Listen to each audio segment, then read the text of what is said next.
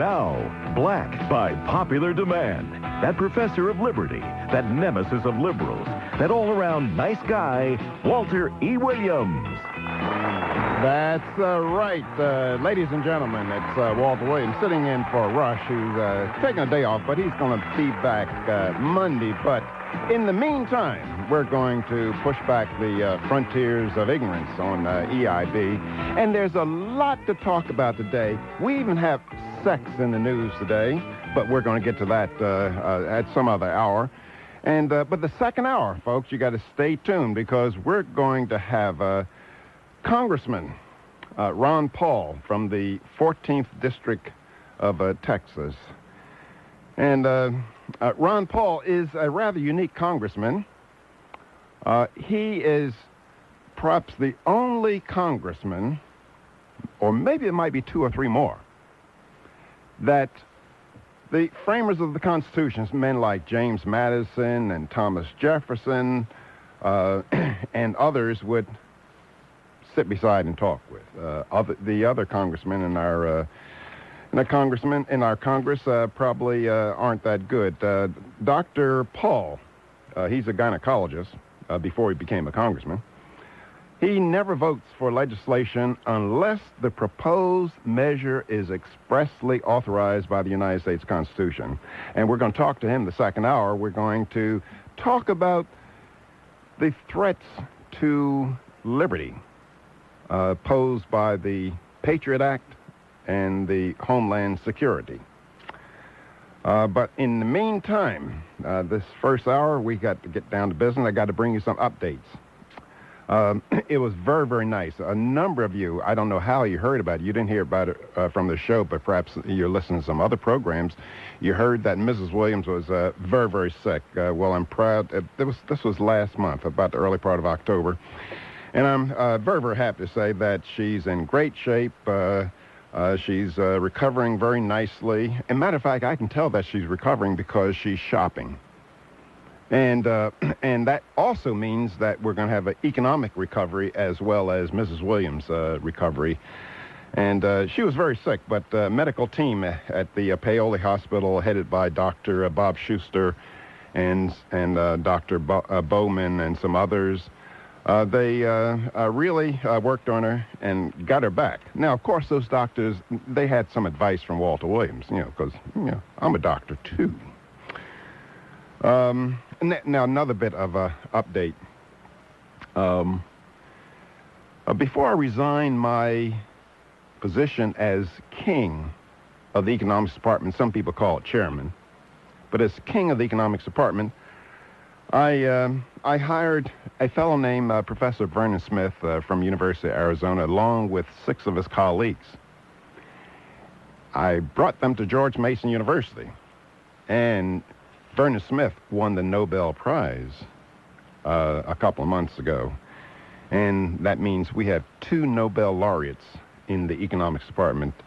Vernon Smith, he teaches economics, and he also teaches down at our law school. And I also teach down at our law school. And one unique characteristic of George Mason University Law School is that the professors of law revere and respect the United States Constitution, which is a kind of rare thing at law schools. Now, another update that you'll probably like this one. Remember, I think it was Wednesday or either Tuesday, Rush announced that he was the new black leader. And I think he's going to do a wonderful job because he's always telling black Americans that you ought to depend less on government, that the liberals are not doing any good, and what have the Democrats given you for all that loyalty. And so I think Rush will make a very, very good black leader. But have you ever heard of a white leader? Now, I have never heard of a white leader. Now, I imagine why there's no white leader, because it's hard to lead white people. It's like herding cats. But I want to step up to the plate and announce that I, Walter Williams, am the new white leader. Now, my first act of business as your leader is to declare full and general amnesty for all the grievances, both your own and those of your forebears against my people. And I'm doing that so you feel less guilty. And matter of fact, I have a certificate of amnesty and pardon. It's on my website, and you can download it. And maybe maybe the expert webmaster at EIB will put that website up so you can link right to it. Let's see. We have some updates on the smoking Nazis. We have some updates on what good colleges send your kids to. Now, but the big economic story today is on Wall Street. And that is that United Airlines is headed for bankruptcy. Now, I can guarantee you that those people are going to go to Washington and say, we need a bailout. And politicians supporting the bailout will say, we have to save our airlines because United Airlines is the second largest airline company in the world. And what would happen if we allowed it to go bankrupt? And that's the question I'm asking you folks out there. Now, if United Airlines went bankrupt, do you think that hundreds of their airplanes would just go poof and disappear into thin air? Do you think that's what bankruptcy means? No, it doesn't. Here's what bankruptcy means. Bankruptcy means that there's a change in title to the property. That is, if a company goes bankrupt, let's say if United Airlines goes bankrupt, then it means that those assets will not disappear into thin air. They'll just be owned by somebody else who thinks that they can do a better job. And so if United Airlines can't cut it, well, let them go bankrupt and let somebody else buy them. Unless you believe that those airplanes are going to disappear into thin air. And the person that would buy them, maybe they could do a better job of running the company than United Airlines. But however, there's another catch to this. Maybe I shouldn't, maybe we should take this in consideration, is that the federal government has imposed many forms of security costs on airlines. And it is not compensating the airlines for the security costs. And they're not allowing the airlines to charge higher ticket prices to cover those security costs. So there's one or two alternatives. Either the government has to back off on the mandates for security, or either allow the airlines to charge higher prices so as to be able to cover these higher security costs. We can talk about that, but there's another insidious thing happening in our country. Did you know that in this PC world, politically correct world that we're living in, that this year some companies are not allowing their employees to exchange Christmas cards? They're not allowing any caroling on the premise. These CEOs that are making these mandates, in my book, they're just cowards. They're kind of succumbing to the politically correct world. Some schools are not allowing Santa Claus visits. One school has canceled a visit to see a Christmas Carol. But look at this. Schools are doing all this kind of stuff in the name of being politically correct and not wanting to religiously offend anybody. But look at the kind of stuff they allow in school now. Foul language, despicable gutter language, suggestive clothing by the kids, engaging in all kinds of sex acts, even in kindergarten, as you might have heard last week. The little kids are having, there are cases where kids are having oral sex. Distributing condoms in school. But no Santa Claus. We'll be back with these words. We're back, and you can be on with us by calling 800-282-2882. And this is Walter Williams sitting in for Rush, who's taking the day off. One more bit of housekeeping, then I'm going to get to the phones. Last week, I wrote a column, and it's called Non-Politically Correct Thinking. Now, the column's available at a number of websites, JewishWorldReview.com and WorldNetDaily.com. But anyway, in the last paragraph of that column, I write, you say, Williams, how can you get away with such political incorrectness? And in that column, I said, well, it's easy. I'm a tenured professor. I have diversified sources of income. Plus, I don't have much longer in this world. Now, I get all kinds of mail from you guys out there saying, oh, I hope you're not sick. I hope you're not going to leave us. I am not sick. Matter of fact, I am perfect. In fact, I go for a physical 2 weeks from now. And matter of fact, my physician is a guy named Dr. Mark up at Paoli Hospital. He's doing a study to find out how come I'm 66 years old and still perfect. They don't understand it. It's a mystery to them.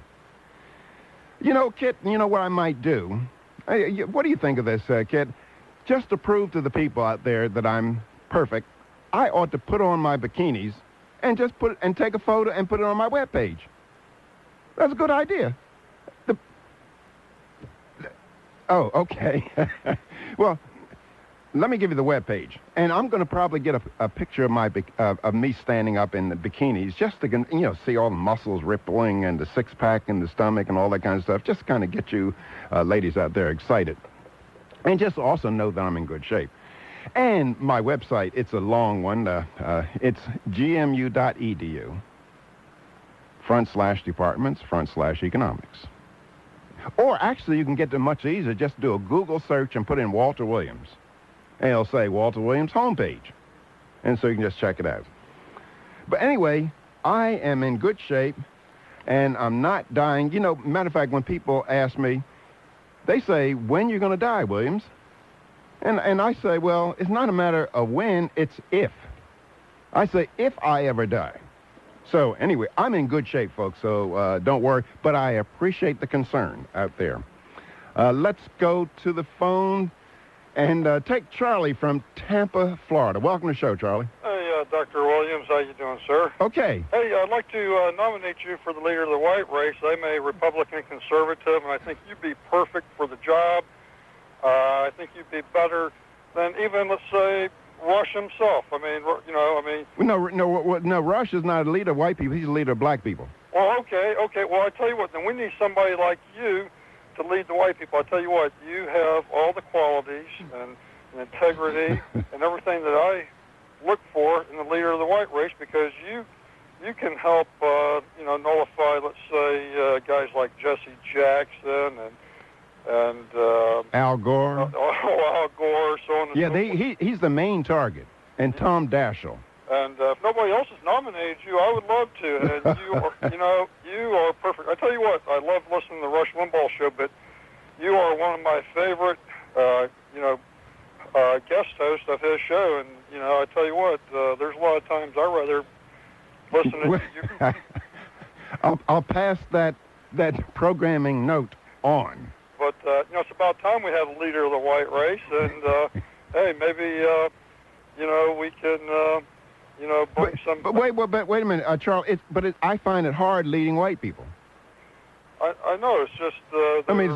It's like herding cats. Herding cats or mice. Right. But look, I thank you a lot for the support, and let's go to Kevin in Port Huron, Michigan. Is that near Lake Huron? Exactly. Okay. Welcome to the show. What I wanted to bring up was, in our area here, in a couple of the public parks, they've displayed silhouettes of homeless people to make us more aware at this holiday season that we should pay attention to the needs of others.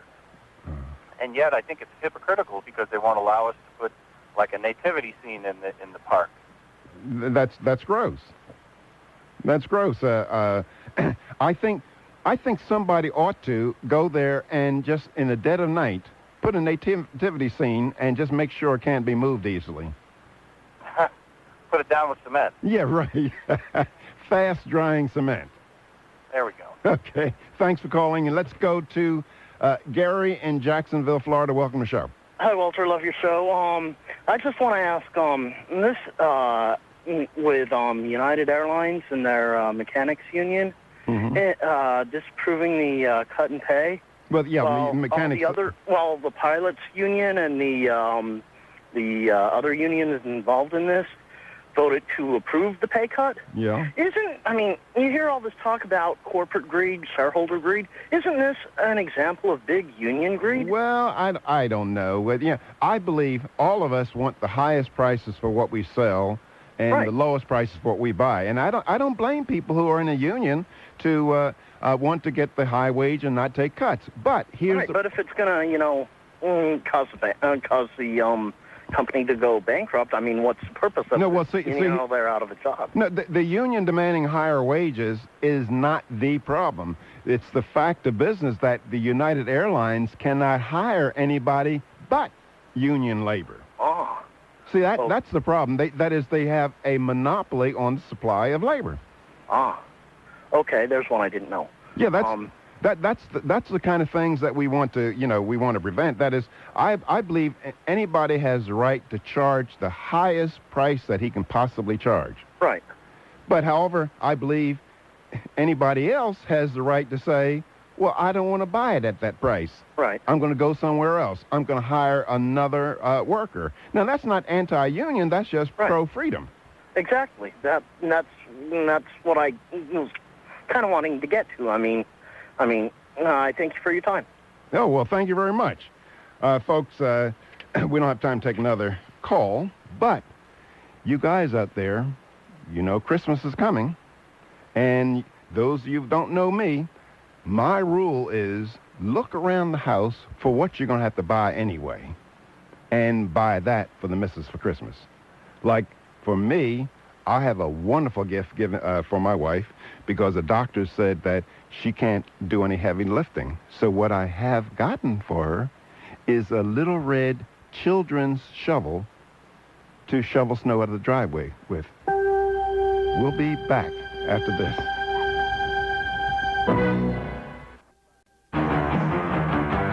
We're back. Walter Williams sitting in for Rush, who's off. He'll be back Monday, and you can be on with us by calling 800-282-2882. Ladies and gentlemen, there's a story in the New York Times. Actually, it's an editorial. And it says, America's epidemic of youth obesity. Now, it turns out that there's the Journal of Pediatrics says that the cost of chubby children is $127 million a year. The Centers for Disease Control and Prevention says 300,000 people die each year from preventable diseases related to inactivity. Now, these statistics, they are preparing the ground for the hamburger Nazis to come in. Just like all the statistics about so-called smoking-related diseases prepared the way for the cigarette Nazis to kind of get their thing off and sue for billions of dollars, et cetera, et cetera. And see, these politicians that go along with the program, they don't care about whether anybody's fat. They don't care about whether anybody smokes. They want the revenue money. They want the tax money. And so little fat children, they're a kind of entree into your pocketbook. So they want to tax non-nutritious foods. They want to have a Twinkie tax. And you have people like, I believe he's at George Washington University, a guy named Banzoff, and he's saying to people, look, let's use the cigarette strategy to go after obesity, to go after McDonald's, sue McDonald's for millions and millions of dollars. Now, I wrote this professor an email, which he's never answered, And I said, dear professor, in terms of saving McDonald's from lawsuits, would it be okay if McDonald's and Burger King's, and where you go up when you go to order a hamburger or some French fries, that there be a scale that you'd have to step on, and there'll be a little height thing that you have to look at, and if you're fat, then McDonald's says no hamburger, get a veggie burger, get a salad. Would you support that? And these wackos out there trying to, in dealing with, trying to get lawsuits started on obesity, I want you to call in and tell me whether it's okay for food companies just to refuse to serve some people based on their size. That is, you say, look, I want a hamburger. No, you don't get a hamburger. You're fat. That's it. Get off that. Get out of here. Would you support that kind of stuff? But I bet you would. You'd probably say, that's discrimination. Well, there's a CEO. He's between a rock and a hard spot. But, and these people say, well, you're eating too much. They want to sue Chinese restaurants and Mexican restaurants because they're serving too large a helping. Now, here's my challenge to these hamburger Nazis. Look, if you see me eating a hamburger, and if you think, let's say I'm going to order 2 hamburgers, or I'll order a Big Mac, a Super Mac, an Extreme Mac, with like 3 hamburgers in between there, some cheese. Now, if you think that is too much, I want you to come up and take a burger off my plate. Do you have the guts to come up and take a burger off my plate, or are you going to get the police to do it? Or are you going to get the government to do it because you're cowards? That's what you are. You're cowards. I challenge you. And you just have to write send me an email and tell me where we meet, the restaurant where we meet, and I want you to come up and take a hamburger off my plate. No, but you're going to want to get the government to do it because you're cowards. Okay, let's go back to the phones. And you American people, you support this kind of stuff because you were clapping your hands when the cigarette Nazis were making great gains. And by the way, a little cigarette Nazi update. We have this person, I forget his name, but here's what he wants to do. When movies show people smoking a cigar, he wants to get a regulation or something where the movie had to be identified as R-rated. R-rated. Now, these people are going just too far. They want to stop people from smoking within 50 yards or 50 feet of a building. There's some people who want to stop smoking on the street. And remember when these cigarette Nazis were just beginning, they say, oh, we just want separate smoking sections in the airplane. Well, we gave them that. And they say, oh, we just want no smoking in the airport. And we gave them that. And then it just went on and on and on. But I'll tell you one thing, folks. Walter Williams smokes in airports. I smoke in airports. Now, I never smoke on the departing flight because people might make me miss my plane. But when I arrive, I light up. And the reason why I light up in the airport is because airports are the chapel. It's a holy place for the cigarette Nazis, and I want to just mess up their holy place. And I love it when they look at me all kind of funny. You're not supposed to smoke. I wish they would tell me not to smoke. Okay, let's go to the phones. Wayne in Spartanburg, South Carolina. Welcome to the show. Thank you, Walter. Thanks very much for taking my call. There's an awful lot of talk about the lawsuits for the cigarette companies and, big tobacco, and now it's big fat, et cetera, et cetera. I haven't heard anybody bring up the case of big rubber or big condoms. I recently saw a study from Brazil that was done on 300 couples. One partner of every couple was HIV positive. And they were told that they needed to use condoms in order to practice safe sex. However, since the condoms broke about 15% of the time, many of those partners actually became HIV positive as well. Well, And, let's sue the condom people. Well, that's exactly right. And, I really don't know an awful lot about the relationship between the trial lawyers and the Democratic Party, but I do know that the Democrats are the ones who are pro-abortion, and they do want to promote the use of condoms in school and promote safe sex, et cetera, et cetera. So I think that any of the children who become pregnant, even though they don't want to, and become infected with some sexually transmitted disease, I think that somebody in a better position than me should be able to launch a lawsuit against anybody who is promoting safe sex, like Planned Parenthood and the teachers' unions that allow the promotion of condoms and the distribution of condoms in school. You're right on the money. So if anybody wants to take that cue, they can pick up that ball and run with it. Okay, thanks for the suggestion. Matter of fact, there's somebody else we ought to sue the big education. Because big education is ripping off our children. Washington, D.C. The average SAT score of a high school graduate in Washington, D.C. is 790, I believe.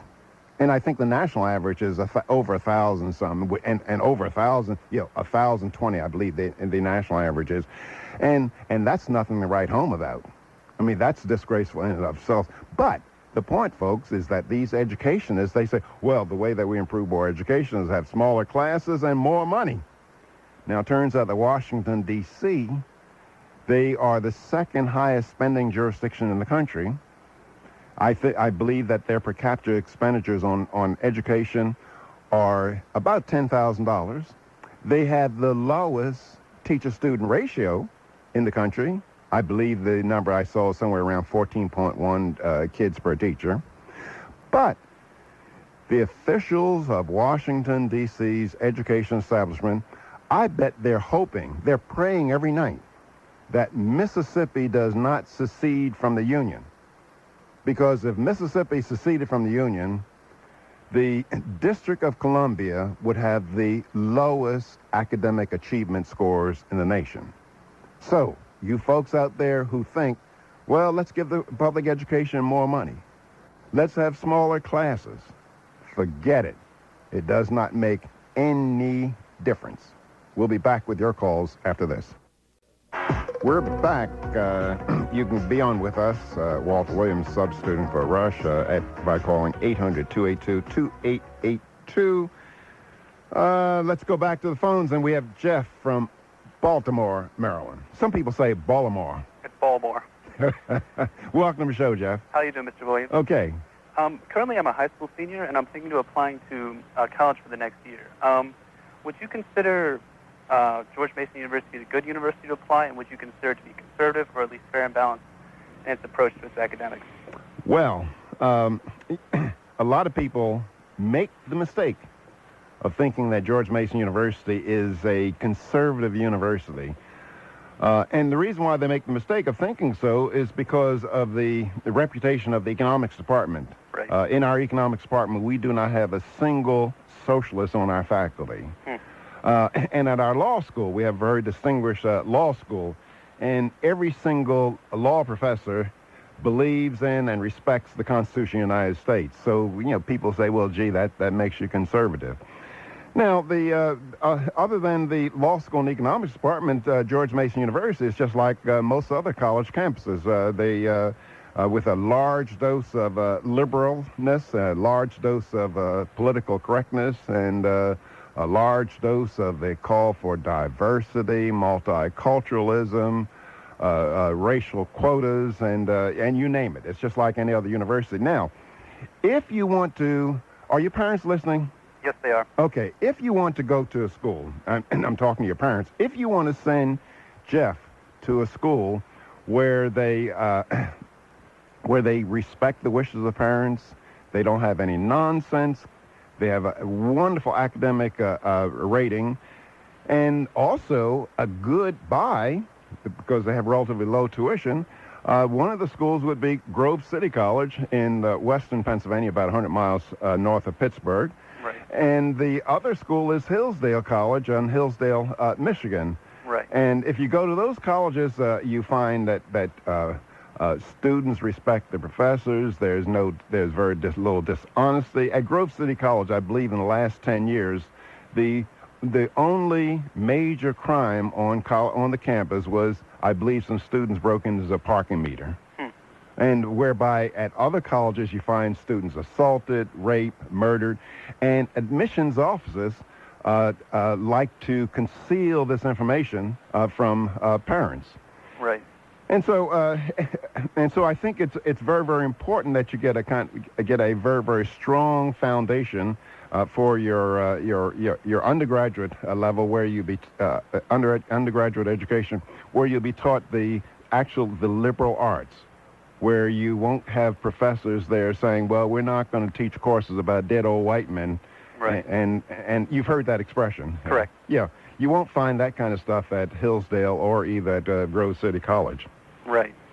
Well, thank you very much for your time. Okay. Well, thank you very much for calling in. Let's go to Mike in Williamston, North Carolina. Good afternoon. Hello. Hello. Dr. Williams. How you doing today? Okay. My concern is for the United Airlines, but then you ended up bringing up a bunch of things, but my main thing is United Airlines. Going on with the man in Florida said, how if they take the pay cut, they end up having a job, but they make less money.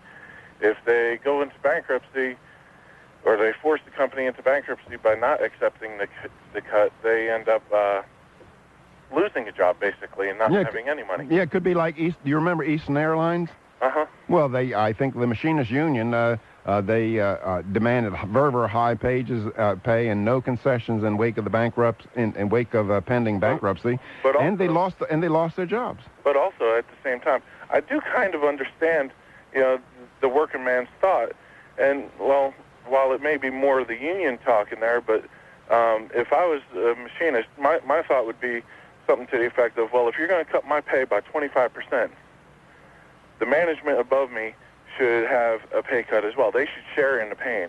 And this should travel all the way up through the CEO of the company.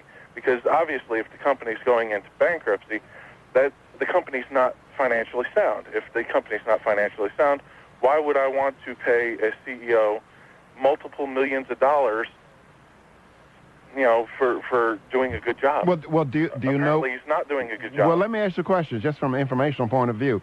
Do you know that, in fact, that the management of United Airlines hasn't taken pay cuts? No, I do not. It's not been talked about. Mm-hmm. There's a company called Nucor Steel.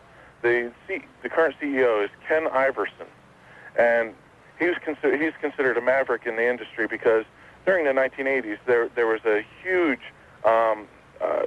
steel downturn throughout the industry.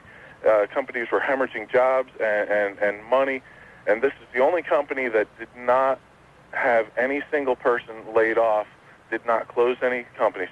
And the reason is because this man firmly believed that if the lower people are going to take a cut, I'm going to take a cut. And he in his book that I read, his pay scale dropped almost 75% from the previous year. Yeah, well, and if they do this throughout the entire structure, obviously they're going to end up being financially sound because they'll have the money to work with.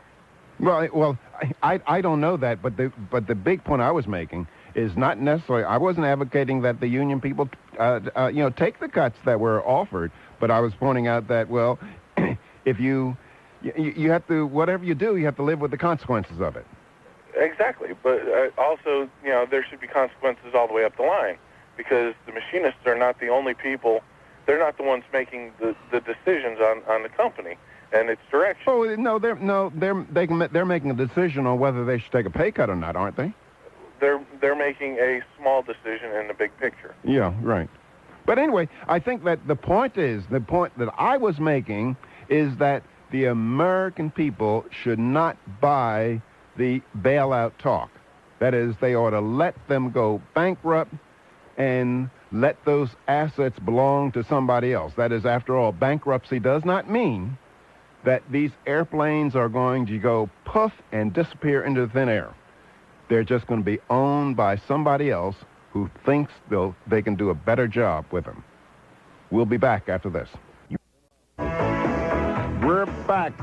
Walter E. Williams, pushing back the frontiers of ignorance. Here's another little bit on the news, and it fits in the category of some other things we've been talking about. There's this USA Today editorial, and it says, empowering police to stop non-seatbelted drivers is one of the best ways to get people to use restraints. 80% wear them in states with such laws compared to 69% in states without them. Now, see, this is just the same thing as the hamburger business. This is the same thing as the smoking business. That is, it is none of your business whether I wear a seatbelt or not. That is, I belong to Walter Williams.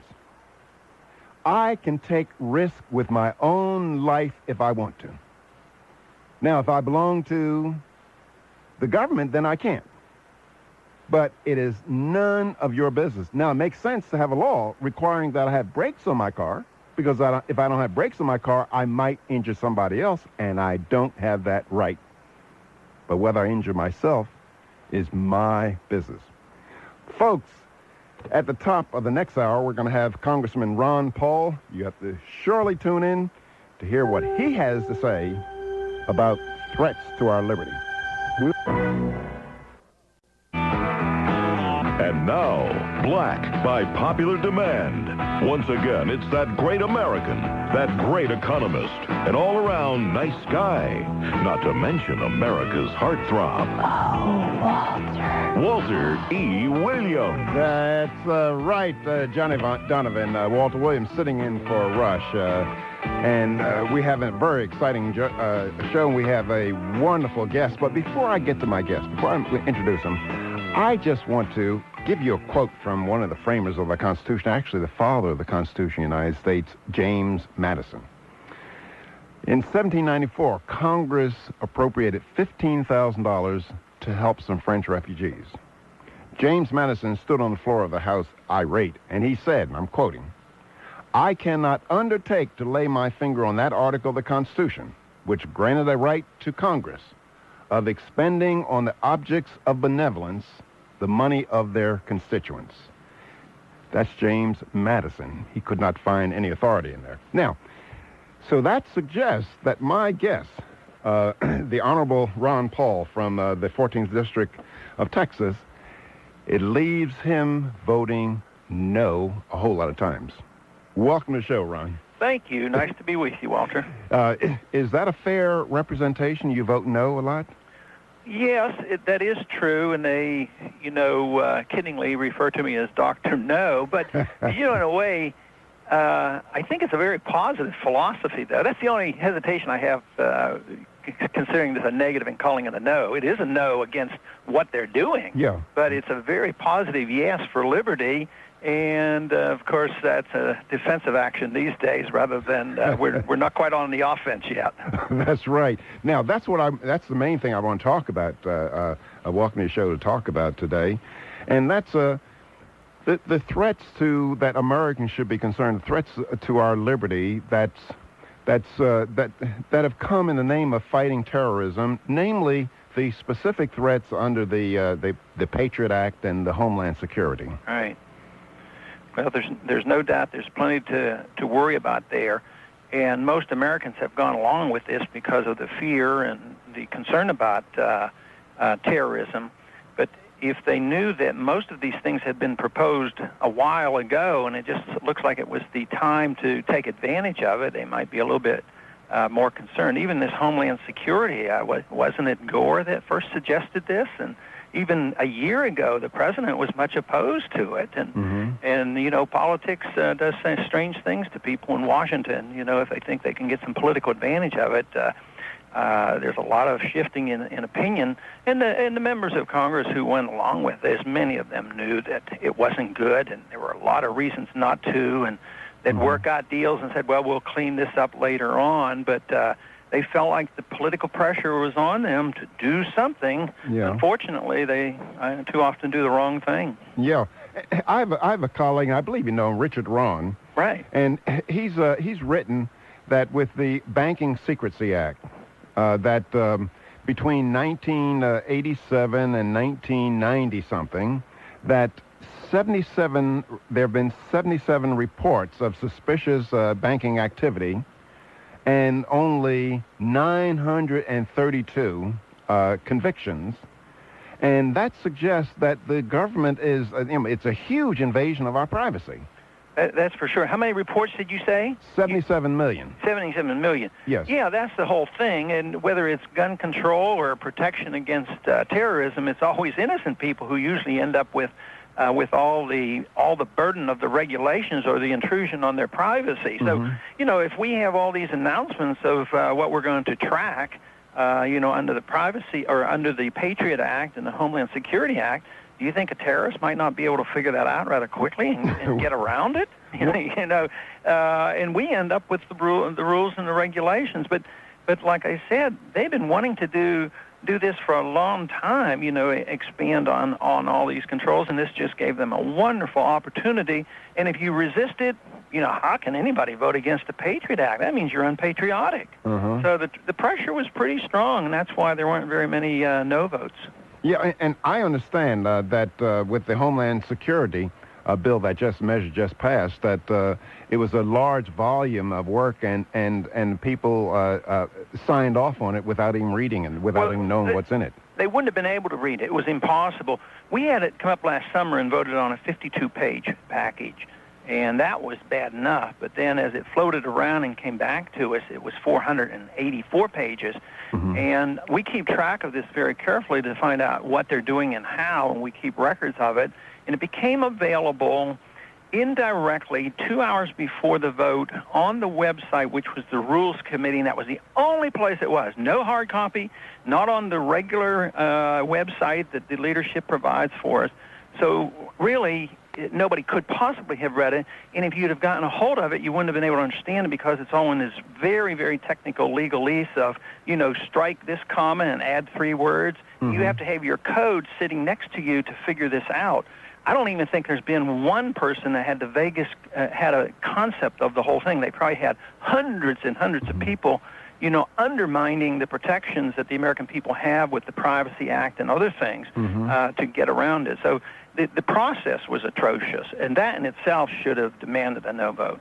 Well, here we are. We have something that I think is a threat to our liberty. But what can we do now?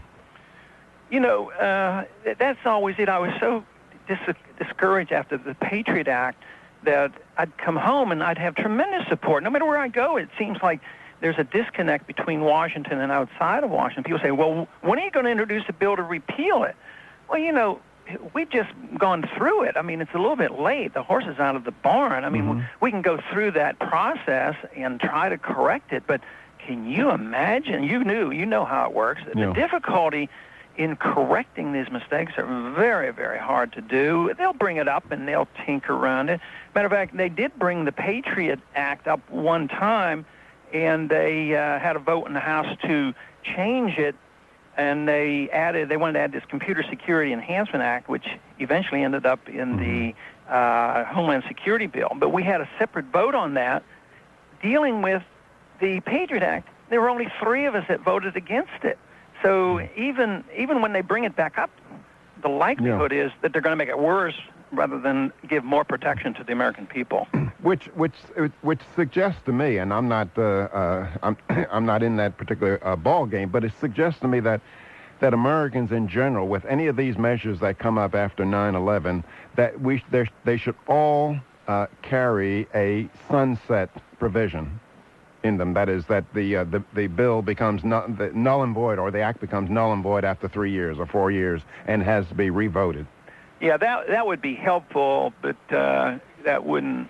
I'm not too encouraged that it's going to happen, nor will have the effect, because they'll either ignore it or pass another law. But you're right. If you could have, that would be a good rule for everything that we do. Yes. Sunset it and make us evaluate it and re-vote on these programs. Now, what was the or who pushed, or what was the thinking behind this?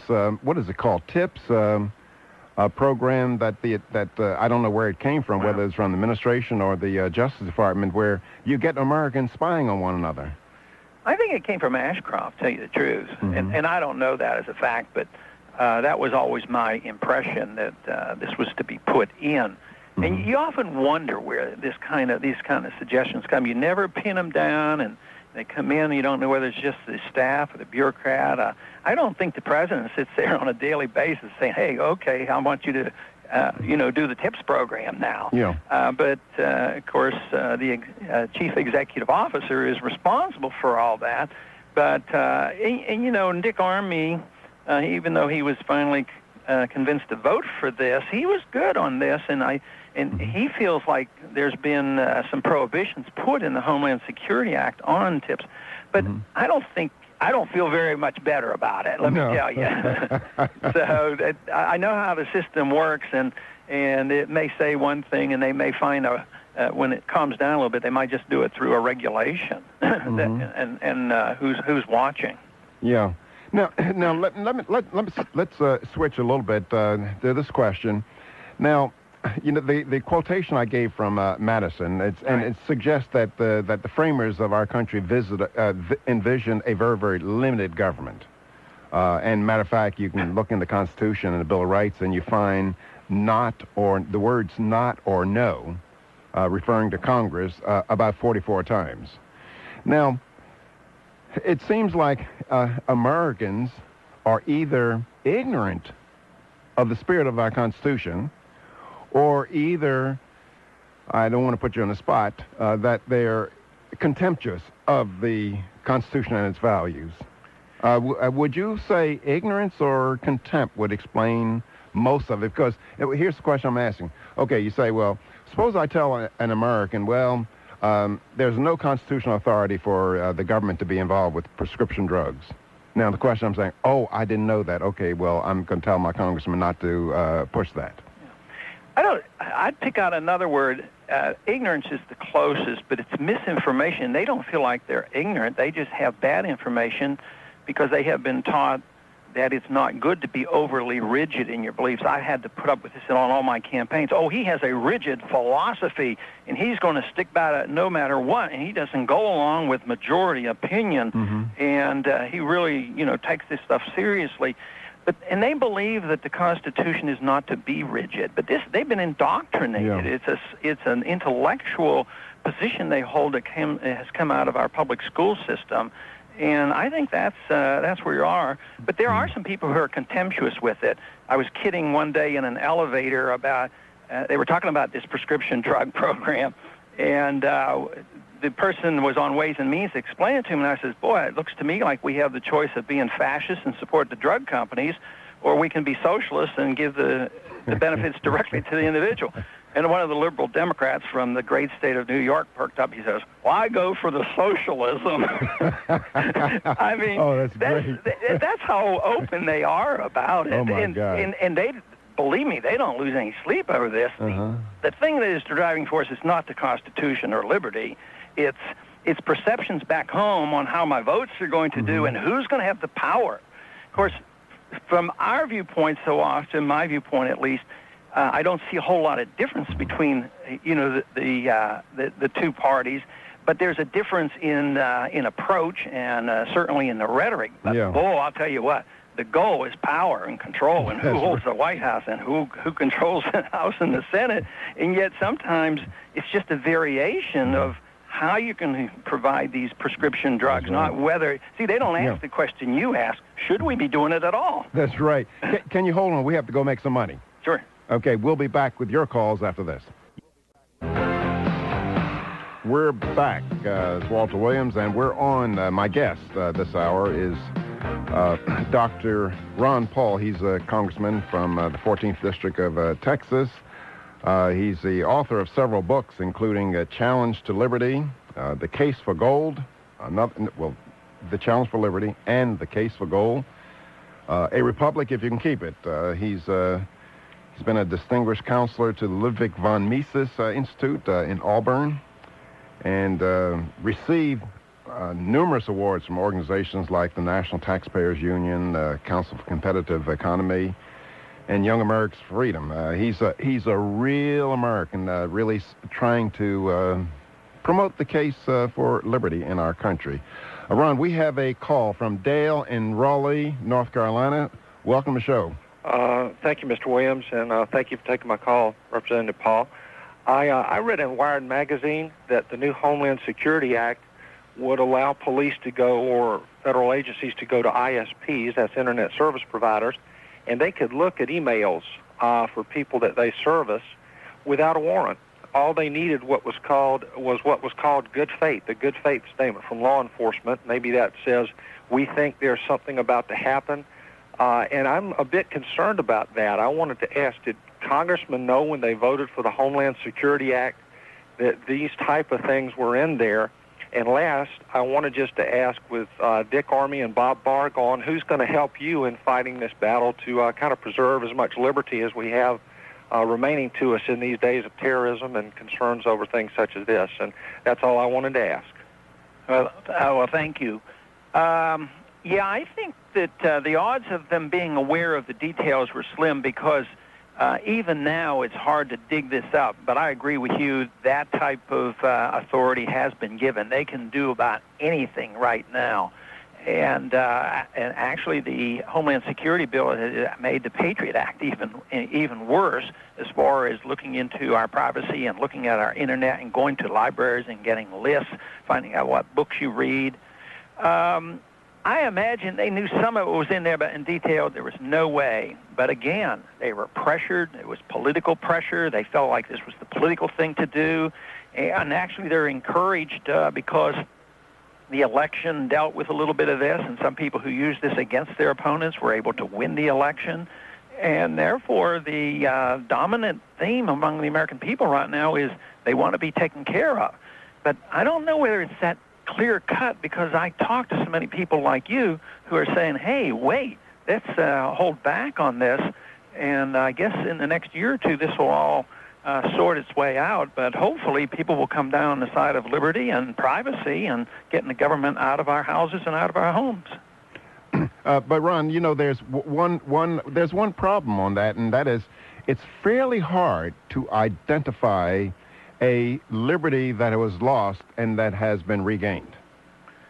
I mean, it seems to be once lost, they were lost forever.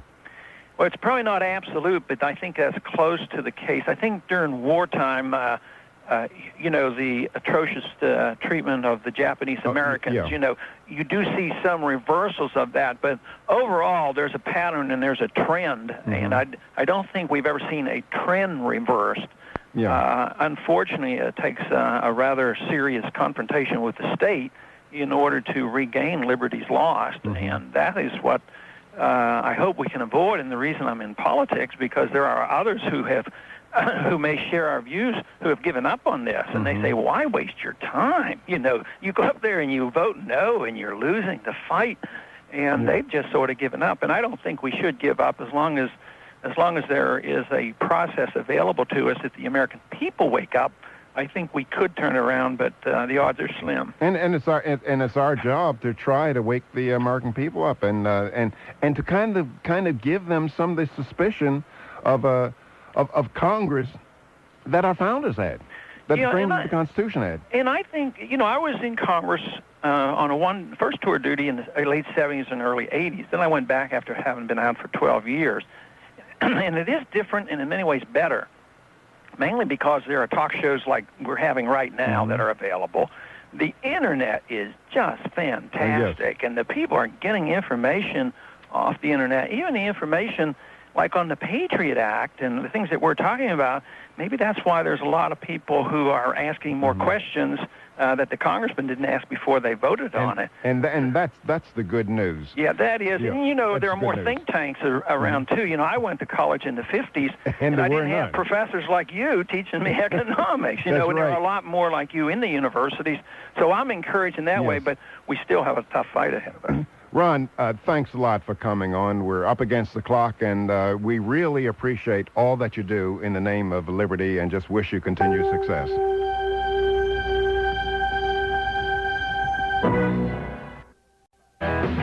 We're back. Walter Williams sitting in for Rush. He'll be back Monday. And you can check rushlimbaugh.com for classic clips and commentary. And if you're 24/7, you can listen to the old shows on the air. Let's go back to the phones. It seems like Ron Paul has stimulated some conversation at EIB. Let's go to Roy in Carpinteria, California. Welcome to the show, Roy. Yes, sir, Dr. Williams. Thank Yes. you. It's a pleasure to talk to you. You can be my political leader anytime. Okay. Okay. All right, well, That's two votes king so of far. my castle. I am king of my castle at home. Yeah. And You like I am. yes, I do dishes occasionally, and I take coffee to the XO in bed. Okay. I'm still king. You understand what I mean? But one of the things that's weakening America that I've come up in my 43 years of wife raising is that I know you're not talking about that stuff, but I have a lot of key tips on wife raising. I require Mrs. Williams to address me by my full name, like if she's address me as Professor Walter Williams. I mean, now I had to tell her early in our marriage that I don't want you to get familiar with me. It's Professor Walter Williams. Now, that's just requirement. And then also, I do not allow Mrs. Williams to talk while I'm talking. Well, most of the things I hear on the Russia show, which I've been a ditto head for 13 years, and I will take that and mull it around and think about it and think about how it threatens my life if I do that. So let me know how it works out, because I believe in strict discipline in my household. Okay. Okay, but you didn't call to talk about that. No, I did not. But it was a pleasure. Anyway, what I talked about is, as a listener to Rush, I've been hearing about this Defense Line Act, and I probably didn't say that right. I'm very nervous. But the Homeland Security. Thank you, sir.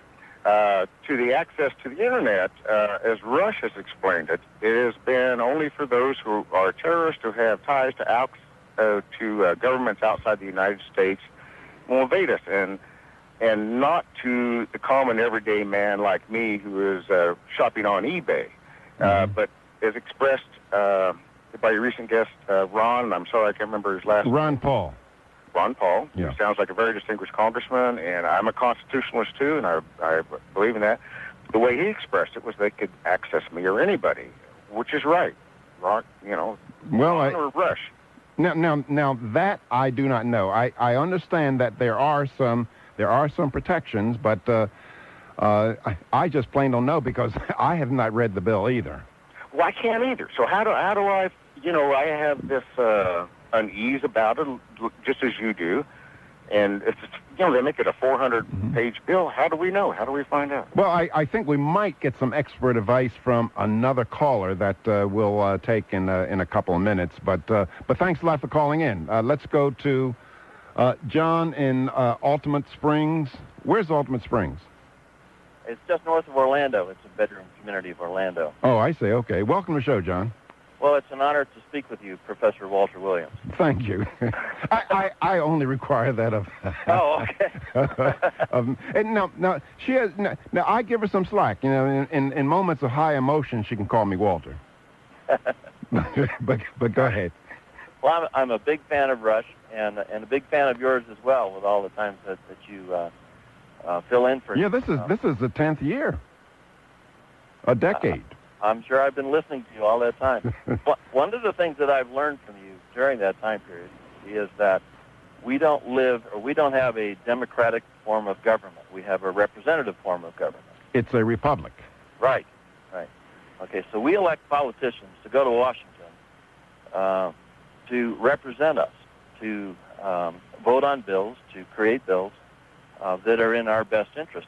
And it's getting really annoying to me to hear all of these politicians whining about this, the Homeland Security Act and the Patriot Act, that they didn't read it, that it was too many pages, that they didn't get enough time to read it. I've heard them say, if I'd have read it, I wouldn't have voted for it. Mm-hmm. Well, we didn't send them to Washington to do that. We sent them to Washington to read these bills and to vote on these things and represent us responsibly. And I think this is totally irresponsible what they've done, and maybe we ought to impeach them all. Well, yeah, I mean that might be a start, but Congressman Paul said that the bill only became available, did he say, a couple hours before the vote? Okay, well, and then they should have held off on the vote. Exactly. There could have been a point of order or something. Yeah. I mean that's irresponsible for them to vote something that they hadn't read, that they didn't know what was in there. Yeah, I'm quite sure. Thanks a lot for your call, but I'm quite sure in April 15th, if I told the IRS, well, I didn't have time to read it, so I did not send in the right amount of money, I doubt whether that would go over very big. Let's go to Charlie in Knoxville, Tennessee. Welcome to the show, Charlie.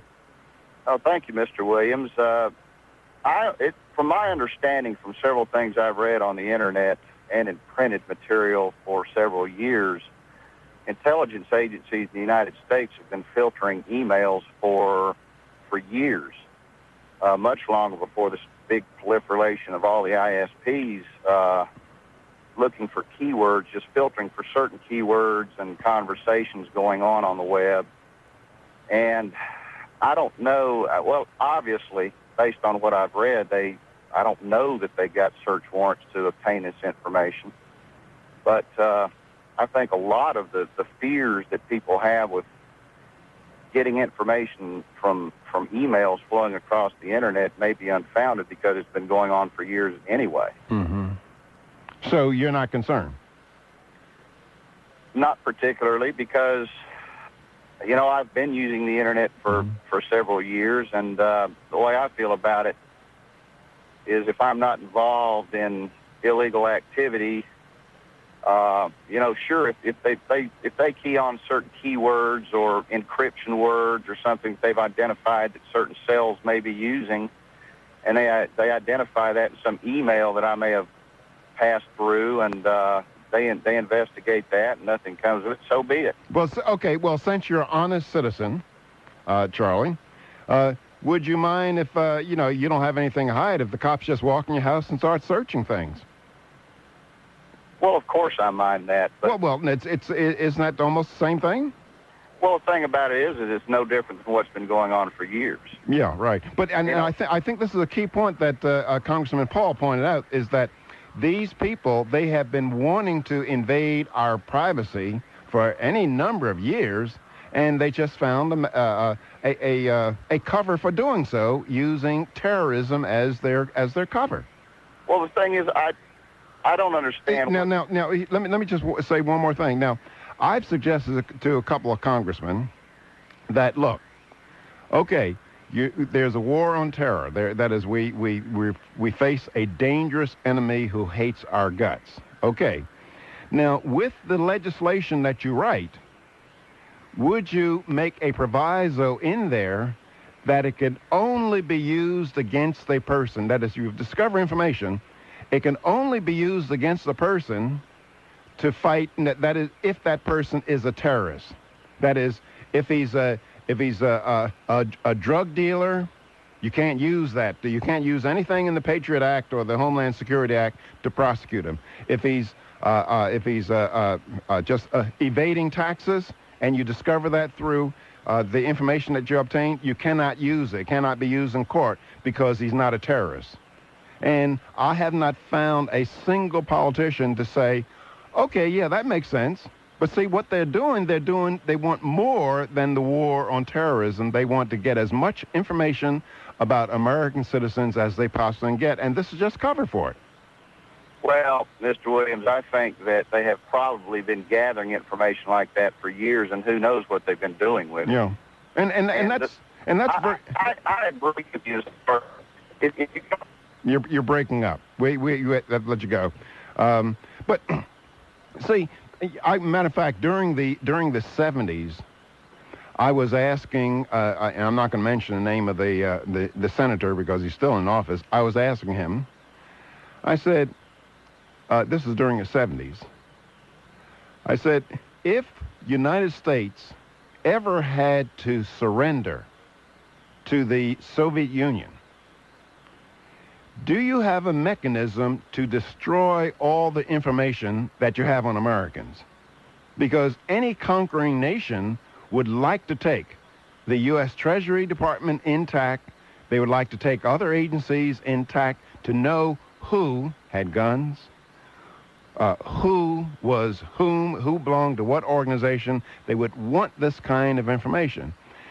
And the senator just looked at me. And I'm wondering, that is, with all this information, is there even a means to destroy it? Should it be in the best interest of Americans to have it destroyed? We'll be back with your calls after this. We're back. Walter Williams filling in for Rush, who will be back Monday. And, there's something that, that Congressman Ron Paul said, and he said that one of the criticisms that he gets is that people say that he's too rigid. And, in terms of living up to his oath of office to uphold and defend the United States Constitution. And there might be professors, maybe law professors, teaching their students. I know politicians do it. Al Gore did it during campaign. Saying things like, our Constitution is a living document. It's flexible. Well, that's the same thing as saying we don't have a Constitution. That is, for any rules to make any sense whatsoever, they must be rigid. That is, how would you like to play? How would you like to play me poker, for example, and the rules be flexible, or be living? Maybe depending on the circumstances, my two pair can beat your full house. Or how would you like for basketball rules to be flexible? Or football rules to be flexible? Well, the guy kicked it. It came pretty near to the goalpost, but we're looking at the conundrum. That is, did it fall within the penumbra? Ladies and gentlemen, for rules to mean anything, they must be rigid. Now, the framers of the Constitution, they gave us Article 5. And if you read the Constitution, Article 5 says that the Constitution can be amended. And it prescribes a way to change the rules.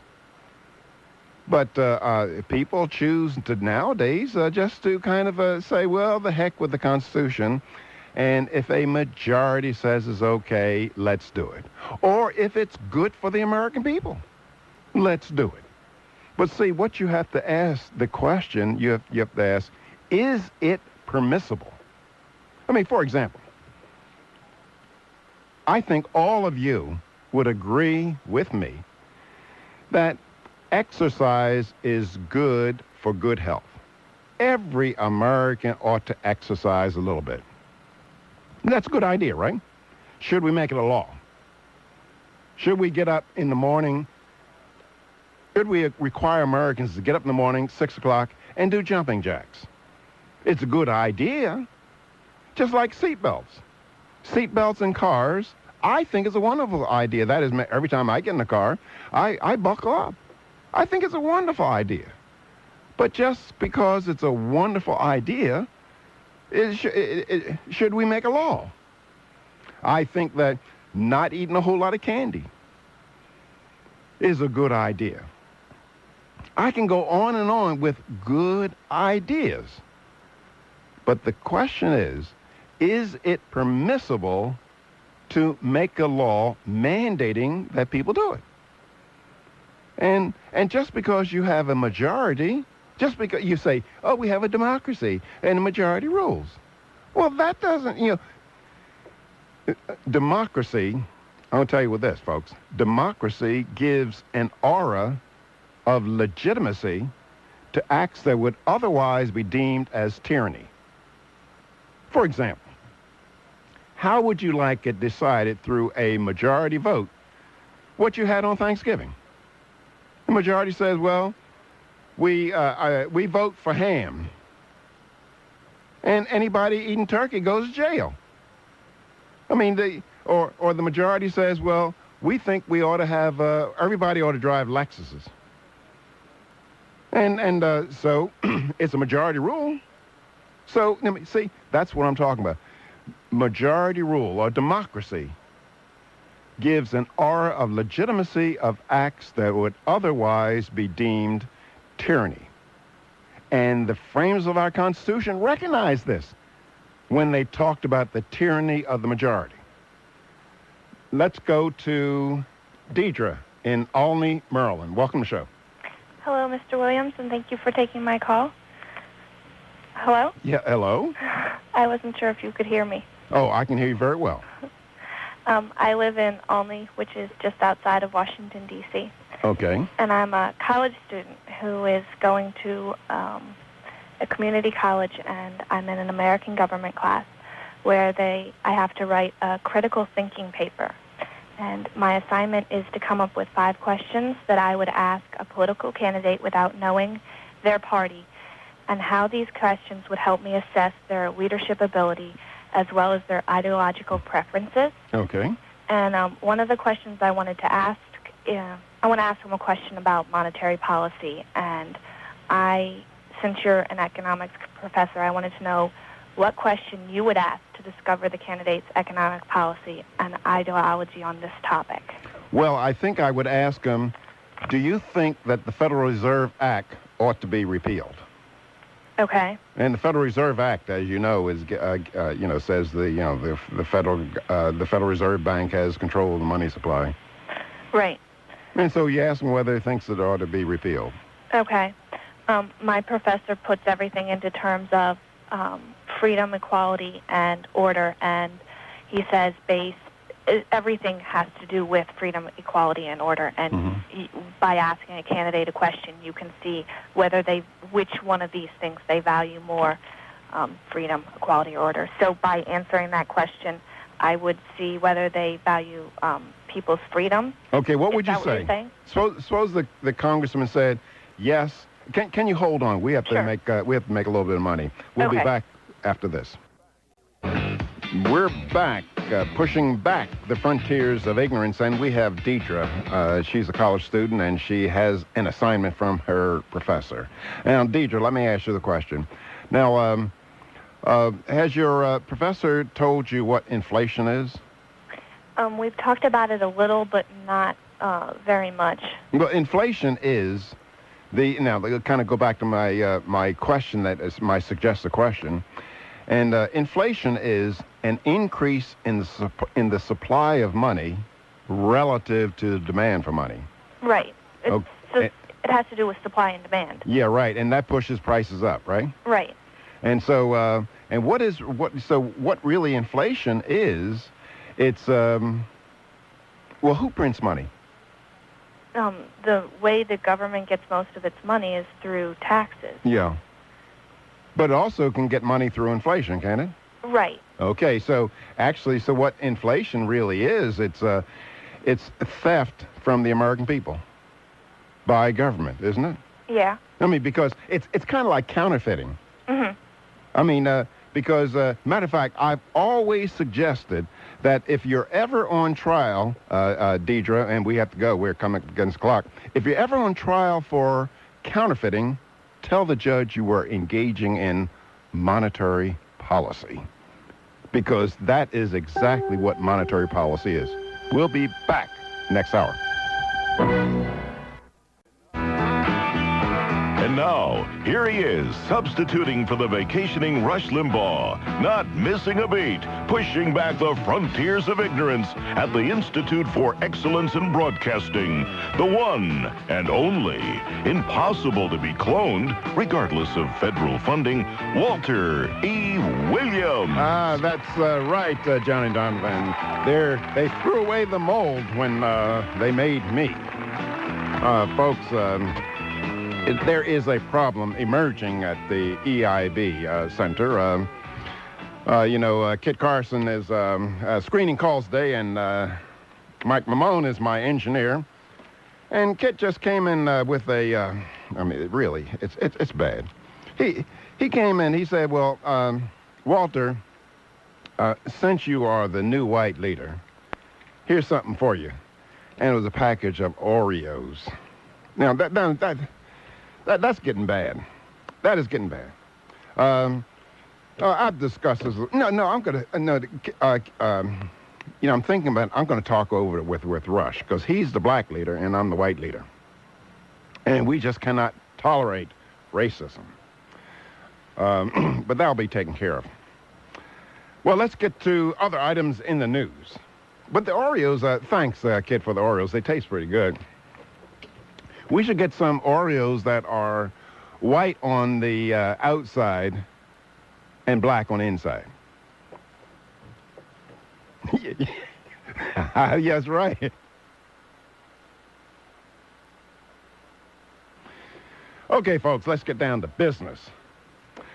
Now, here's the sex in the news. Now, get ready. Now, here's a New York Times article. And, I was just kind of reading through the paper, doing the show prep. And I was really intrigued by the headline. It says, a military at war needs its gay soldiers. Now, that kind of struck me. I know guys get lonesome, and I was in the military for a couple of years back in 1959. I was lonesome, so I just kind of that kind of really rung a bell. Anyway, and so reading in here, it's not as exciting as I thought it would be. It's not as tantalizing because this fellow, he was he was at the Monterey, California Language Institute, which is a major defense language institute. And he is very good in speaking Arabic. And they found out that he was a homosexual. He said he tried to hide his sexual orientation, but he didn't. And so anyway, he was drummed out of the military. And he says that we need gays in the military, to help us in the war effort. No, we don't. We need somebody who can speak Arabic. That's what we need. Okay. Sex story number 2. Now, we have weapons inspectors going over to Iraq. And there's one weapons inspector. His name is Harvey John Jack McGeorge. And he was nominated for this mission to go over and, to see whether there are any missiles. Anyway, it turns out that this guy is a co-founder of Black Rose. Now, I know a lot of people asking what's Black Rose. I don't know what it is either. But anyway, according to this story, Black Rose, what McGeorge does, he offers training seminars of various acts conducted with knives and ropes. In other words, he's into S&M, sadomasochism. And that's, I understand sadomasochism is, where you whip one another. And so he could be kind of our secret weapon against Saddam Hussein. He could be going over there to whip him into shape. Okay. Sex story number 3. There's a dog, police dog named Rocky. And anyway, this 22-year-old suspect, he's a dog, he's a drug sniffer. Anyway, this 22-year-old suspect was found to be carrying drugs, some pot. And anyway, he was arrested. But this man's lawyers argued that the dog named Rocky, his crotch nuzzle amounted to assault. That is, it was insult too. It said the dog went up to this man and started sniffing his crotch.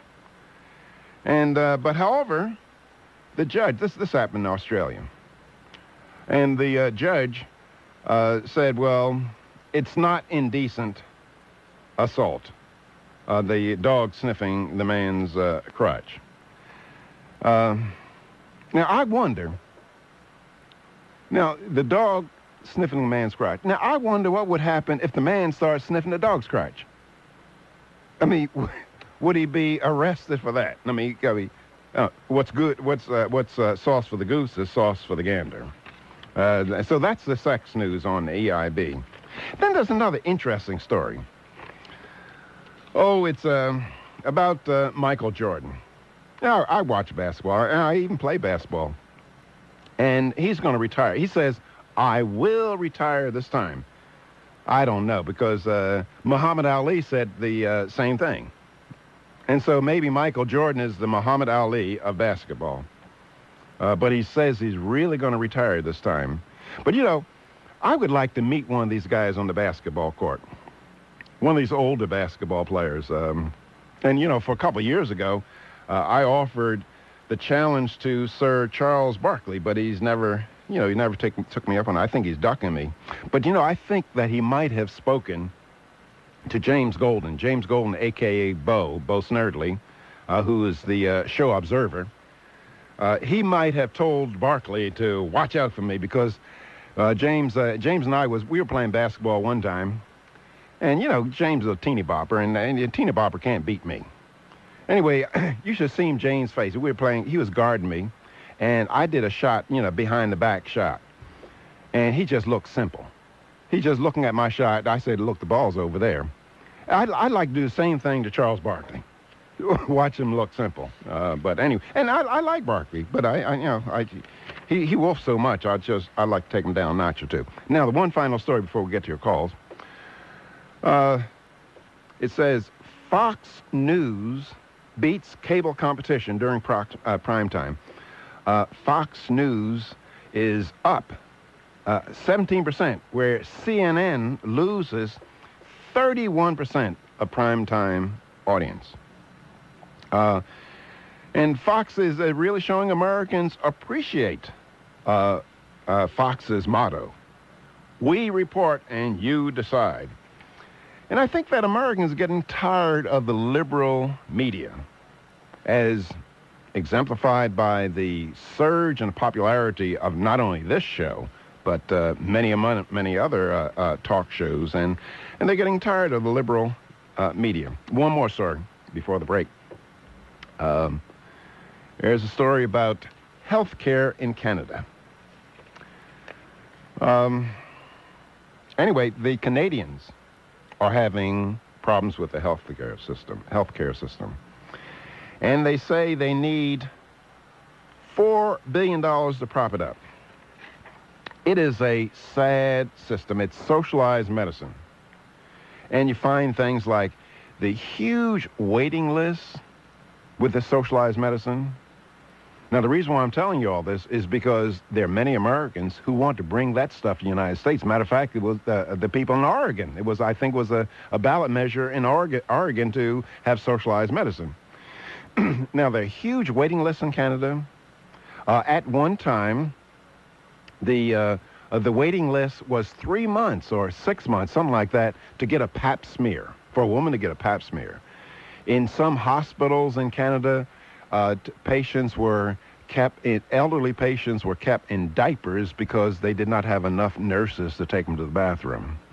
Or in other hospitals, women had to bring their own pillows to the maternity ward. And another very interesting thing that ought to tell you something, if you go to hospitals in Rochester, Minneapolis, Seattle, Detroit, all of you who are geography majors, those are cities, American cities close to the Canadian border. You see loads of Canadian patients in those hospitals. And you see very few American patients in the Canadian hospitals. And that ought to tell you something. People are voting with their feet. And anybody who talks about socialized medicine, national health care programs in the United States, what they're really asking you is to take a lower quality of medical service.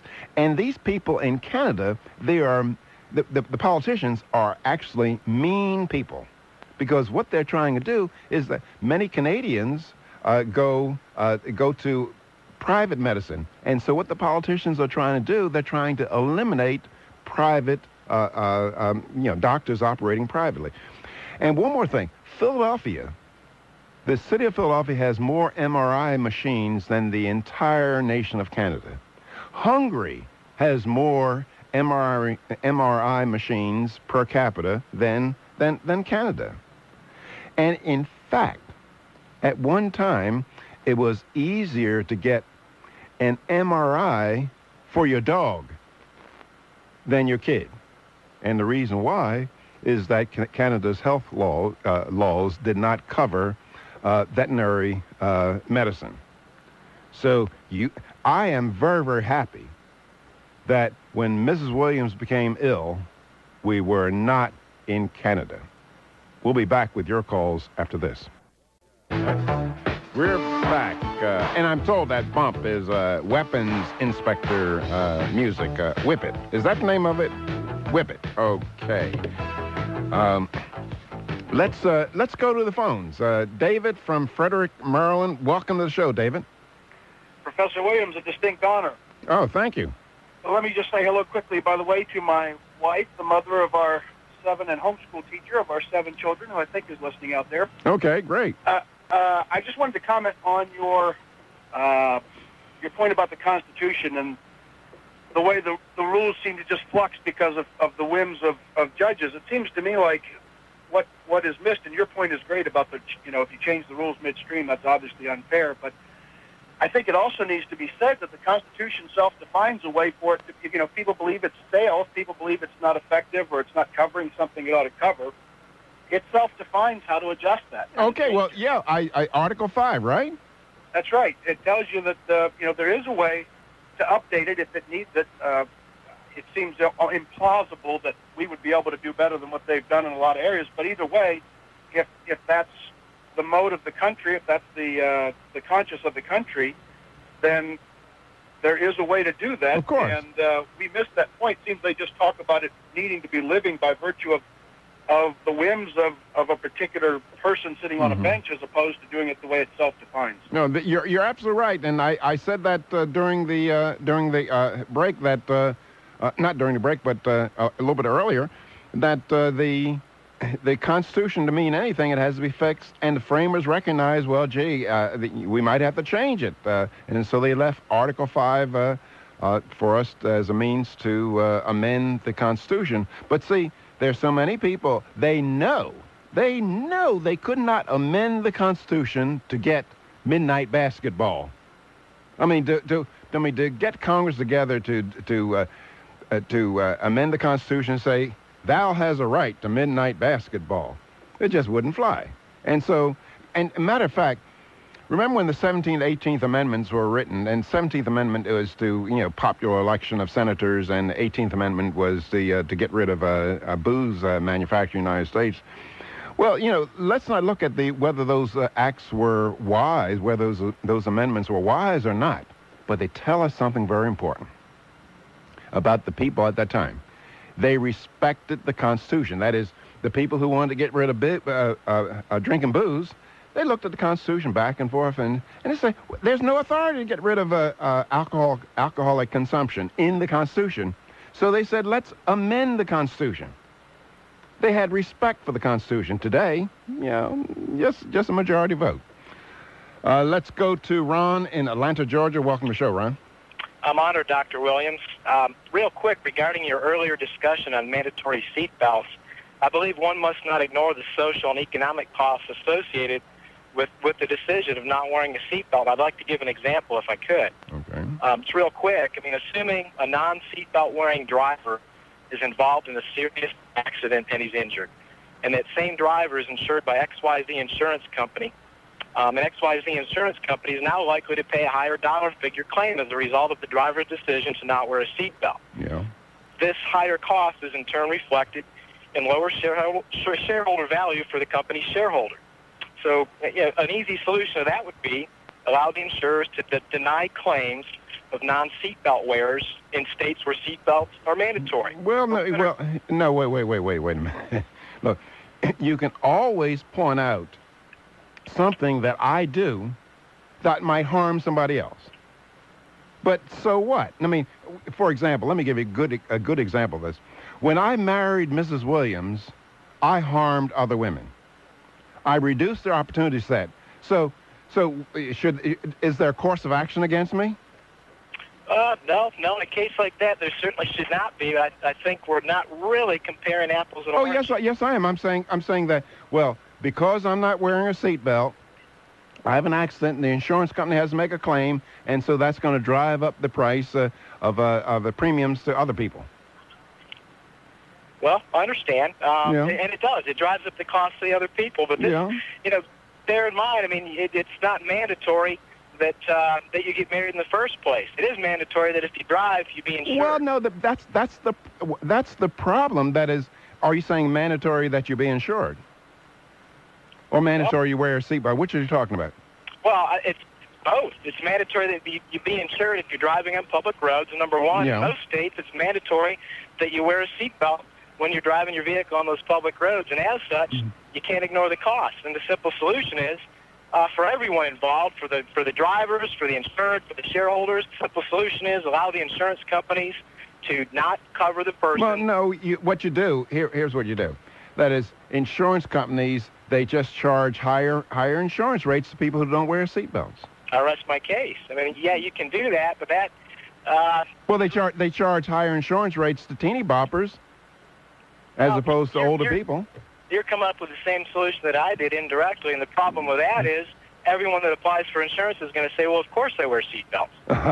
Well, but that can be policed. That is, the insurance company would know that if you had an accident and you weren't wearing a seatbelt, well, your head would be in the car as opposed to rolling down the highway. So insurance companies, they can tell that kind of stuff. We'll be back with your calls after this. We're back. Walter Williams sitting in for Rush. You can check out Rush, rushlimbaugh.com for classic clips and commentary. But right now, you have Walter Williams pushing back the frontiers of ignorance. And there's a story in the U.S. News, U.S. and World. And it says that unions are protesting the unfair treatment of foreigners that are being exploited by American manufacturers. And they give an example in Lesotho. That's in Africa, southern part of Africa. And they say the workers only earn about 30 cents an hour. And now, and you've also heard this, whenever there are IMF or WTO, World Trade Organization meetings, you get all these, I call them useful idiots, out there protesting the globalism, et cetera, exploiting workers. Now, let me ask you a question out there, folks.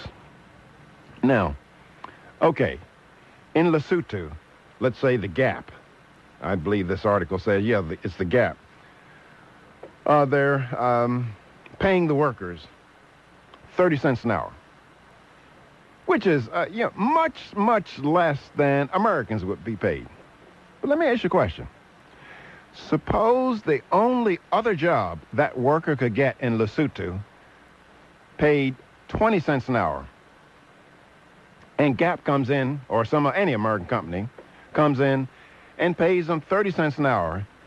Is that company making that worker worse off or better off? Now, if they're making the worker better off, then how can you call that exploitation? You might lament the fact that the poor worker only makes 30 cents an hour, but is it exploitation? Would that worker be better off if the company didn't come there in the first place and leave them with just the option of making 20 cents an hour? The real people behind this anti-globalism are labor unions and some American companies. Because what the labor unions can do, that is what they would like to see, is that they don't want to see American firms go overseas because it means lower wages for American workers or European workers. And some companies, they don't want goods coming in the United States at cheaper prices because they can't charge us higher prices. So they use these idealistic idiots on college campuses to go and picket and who don't really understand economics and say that this poor Lesotho worker is being exploited because he only makes 30 cents an hour, where American workers make $16 an hour. And so what would they do? Well, of course, yeah, you like to give the guy more money, but is 30 cents better than 20 cents? I would say yes. So let's not fall prey to these, what I call the useful idiots of labor unions and some big American companies. Let's go to the phone. Carol in Indianapolis, Indiana. Welcome to the show. Thank you. Thank you for holding on, Carol. That's fine. Professor Williams, it's an honor to talk to you. And regarding the problem of big, intrusive government, which is always accompanied by high taxation that hurts the middle class, to me, the brightest hope I see is for people like you to educate us as to how we can explain to the libertarians, who also want smaller government, that the reason they think there's no difference between the Republicans and Democrats is because the Republicans have not been in a position to put forward our belief in smaller government since Eisenhower back in the 50s until this latest election, and we're still not powerful enough to get everything done. This Patriot Act that you were talking about earlier with Ron Paul, that was put through before, while we were still in the minority in the Senate. And I just believe that you could explain to the libertarians why it would be in their best interest not to vote for a libertarian who doesn't have a chance, and then instead of voting for a Republican a conservative Republican, because there are a few Republicans that aren't conservative, who wants the same thing they do, and then someday down the road we can fight about, the little things like whether or not we're going to legalize marijuana, the really important thing. You're right. And that's one of the unfortunate things about the libertarian movement is that their image to the general public is, oh, it's those guys who want to legalize prostitution and gambling and prostitution and drugs.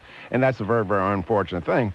And I think that so far as the Republicans taking over the Senate, or actually they hold the House, the Senate, and the White House, the best thing that they can do, and I would be satisfied if they would accomplish this, is to excuse me, I shouldn't do that. There's a cough button I should have put. But anyway, the best thing that they can do is to appoint some judges. Yes. Some judges that respect the Constitution as opposed to impose their values on the society. And if they did that, I would be happy and ready to walk home. And I think also that they should understand that if it hadn't been for conservatives, by this time, we would all have ration coupons as to how often we could cook at a hamburger. Right. Thanks a lot, Carol, for calling in. Let's go to Joseph in Canton, Ohio. Welcome to the show. Thank you very kindly, Doctor. I'm very honored to talk to you, and I have a question regarding a column that you had a week or so ago regarding the abuse of the economic power of the Congress to distribute tax revenues to people from you say Madison didn't approve of this at all. Said there was no place in the Constitution for this. That's right. Okay. Now, what about a time, I think this is where the whole perversion of the Constitution started. What about a time of economic crisis where it's, look, we've got to do this or the government is going to fall? I mean, the Constitution is not a document that's a suicide pact. Is this where this taking from one group and giving to another for the good of the country, is that where that started? Well, there's nothing in the Constitution that says, well, the Constitution is repealed if there's a crisis. Mm-hmm. There's nothing in the Constitution and matter of fact, when there's a crisis, we need the Constitution even more. We need to obey it even more. Okay, I'm kind of playing the devil's advocate here because I believe that you should do this, and if you've got a situation where requires action, I don't know how you would change the Constitution in a hurry, but I believe that.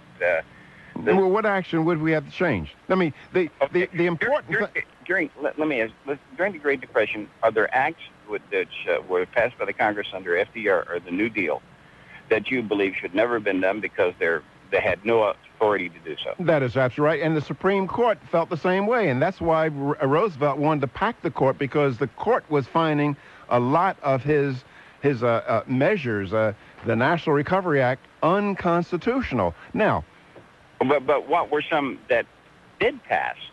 Well, after he threatened to pack the court. And so the court caved.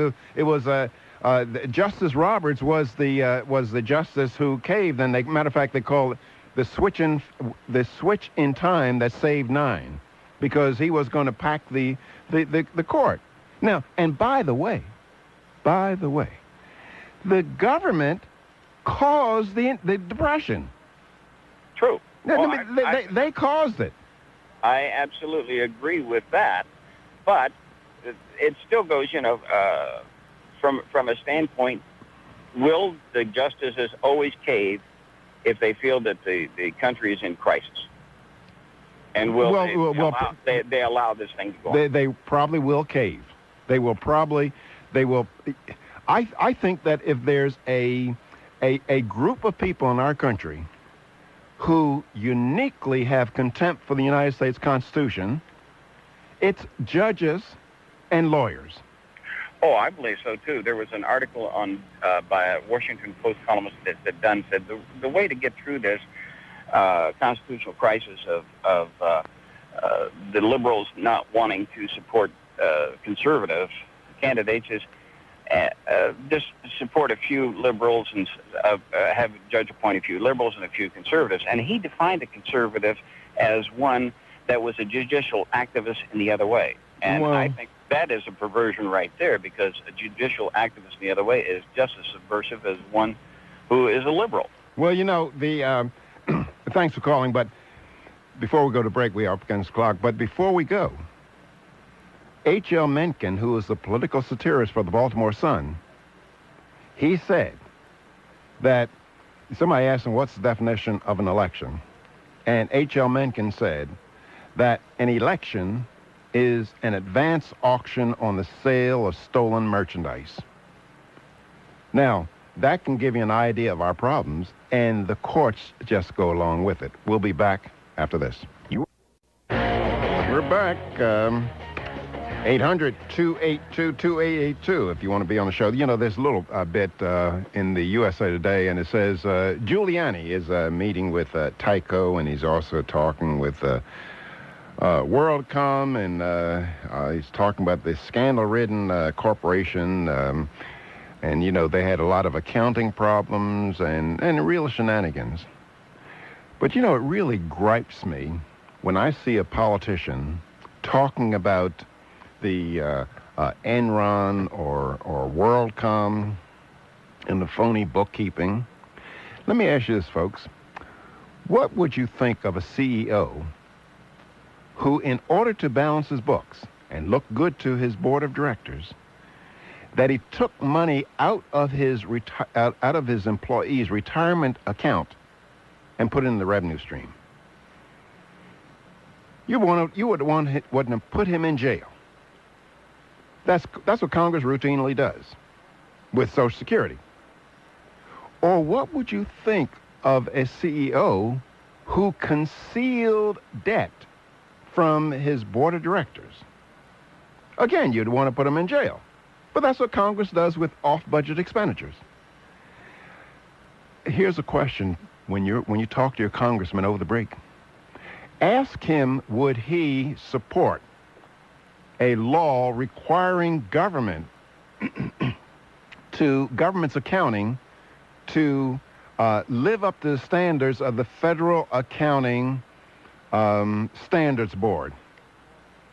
Or whether he would support a law requiring Congress live up to the GAAP procedures, that's generally accepted accounting practices.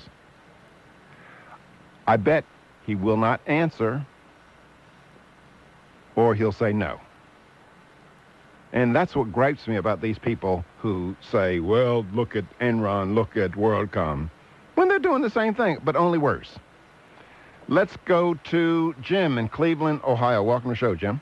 Thank you, Dr. Williams. It is an honor and a pleasure to listen to the brilliance emanating from you every time you speak. Oh, well, thank you. My question is, what books would you recommend that I request from my family for Christmas presents this year? Well, at my website, I have some recommended books. I have a whole list of recommended books. My colleague, Tom Sowell, he has written an excellent book called On Basic Economics. Okay. Now, and well, of course, I have an excellent book. As a matter of fact, all of my books are excellent. There's a book, More Liberty Means Less Government. It's a selected collection of my syndicated columns.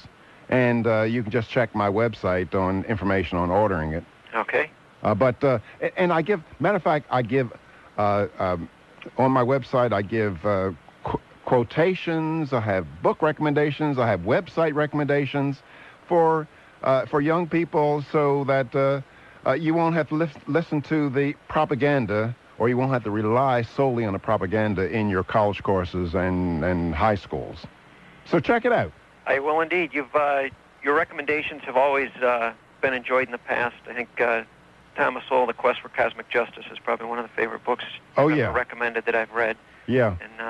And check out his Basic Economics. Okay. That is excellent, and there's not a single equation in there, and everybody can understand it. But thanks a lot for calling in. Let's go to John in Carlsbad, California. Welcome to the show, John. Hi, thank you very much. I'm a libertarian who votes Republican because I think that, you have to take baby steps, and we're never going to get anywhere. We're throwing away our votes. We vote Libertarian.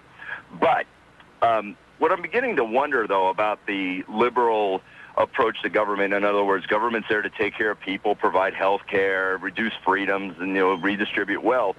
I'm wondering if, as conservatives, if we're doing an injustice to the whole process, and that we've got to let things get to the point where government is, we as conservatives can see what's going to happen. I don't think these liberals can see it. So let's let it happen, and let us get all oppressed by the government and to the point where it is unworkable, and then maybe their eyes will open, and we will hit bottom, and then as a country we can turn it around, because they can't see where we're going. No, I don't know. That's what happened in Germany, and look what they produced. They produced Adolf Hitler. But I think we have a system of government, and I think we have enough people in this country that if we did hit bottom to where we got near socialist, I think even some of these liberals will go, oh, well, geez, I didn't know that was going to happen. No, that's what they want. They want socialism. Right, but if we get to that point, I don't think that they'll like it, and then we'll have an opportunity to actually turn around. Like an alcoholic who has to hit bottom. No, John, they'll love it because they will be with the elite class, like in Russia. I mean, the elite class, they were doing okay. They had their vodka and they had their caviar, but It was the people standing in line. So that's what it'll be in the United States. But don't you think, though, that we have at least a system of government so that if it did get to that point, we could have a groundswell and a revolt, and we could actually do something about it? No, they would get rid of the Constitution. They would trash the Constitution completely. That's what they would do. You think they would go that far? Oh, yes. Oh, yes. The idea of liberty, the idea of liberty among mankind is an alien idea. That is, throughout most of mankind's history, he's been subject to arbitrary abuse and control by others. And, some historian writing up maybe 200 or 300 years from now, he might say, well, look, there was this little curiosity, mostly in the Western world and mostly in the United States, where people were free. But it all went back to the way it has always been. And that's what I'm afraid of. Because the average human being, they want liberty for themselves and they want control over others. The difference with me is that I want liberty for myself and liberty for everybody. That's the big difference. We'll be back with your calls after this. Let's go back to the phones. Keith from Lafayette, California. Welcome to the show, Keith. Great to talk to you, Walter. Say, you've said that you couldn't get elected as a politician supporting the Constitution. I'm thinking we should flip it around and do the Constitutional Convention, figure out what people are willing to support as fixed rules, and have a brand new Constitution retire the old one. Can you imagine who would be going? Like the first Constitutional Convention, you had people like Mason, Madison, Hamilton. Here you have people like Daschle and Gephardt. Do you think you're going to get the same thing? Pardon me? That's whose support you need. I mean, you need something that'll make the majority happy, which is obviously a much more expansive federal government than exists now. But I'm sure that if we were voting on the Bill of Rights again, I doubt whether the Bill of Rights would actually pass. That is, I would believe that let's say a lot of the political class, particularly leftists, I mean, they would get rid of free speech because they do that on college campuses. They control college campuses, and they have all kinds of speech codes. And so they would surely get rid of the Second Amendment for guaranteeing our right to carry guns. They might get rid of the whole thing. They would probably put one amendment in there. They say, everyone has the right to live at each other's expense. So, and poor people like me, I would have nothing to push. I would have absolutely nothing. In my little tiny voice saying, give us liberty. But that's the point of this show. We're going to get you Americans to love liberty.